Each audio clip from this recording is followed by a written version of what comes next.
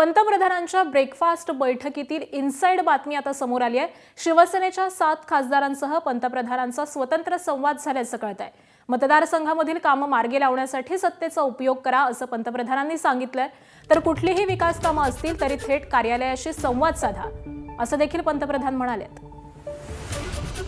आणि आज सगळ्या संदर्भामध्ये अधिक माहिती देतात आमचे प्रतिनिधी सोमेश कोलगे आपल्या सोबत आहेत। सोमेश, शिवसेनेच्या 7 खासदारांसोबत पंतप्रधानांनी स्वतंत्रपणे संवाद साधलेला आहे, काय नेमकी चर्चा झाली आहे?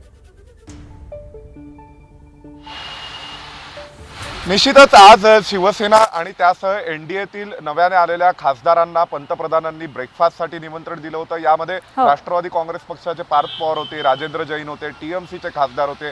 परंतु उद्धव ठाकरेंकडून शिवसेनेत आलेले 6 खासदार आणि त्यांच्यासह शिवसेनेच्या राज्यसभा खासदार ज्योती वाघमारे हे देखील आज पंतप्रधानांच्या निवासस्थानी ब्रेकफास्टसाठी उपस्थित होते। यावेळी या सर्व खासदारांसोबत पंतप्रधान नरेंद्र मोदींनी स्वतंत्र बैठक केलेली आहे। शिवसेनेच्या खास खासदारांसोबत पंतप्रधान मोदींनी स्वतंत्र बैठक केलेली आहे आणि या सर्व खासदारांना सांगितलं की सत्तेचा उपयोग विकास कामांना मार्गी लावण्यासाठी करा।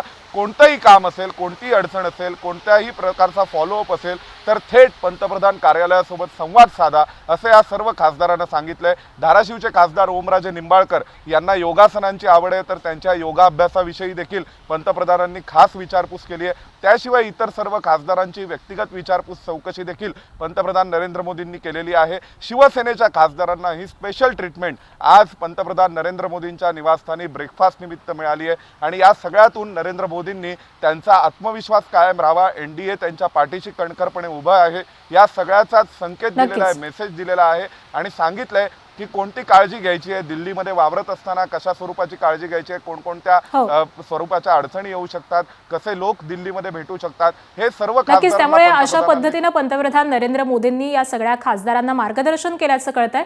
धन्यवाद सोमेश या सगळ्या सविस्तर माहितीसाठी।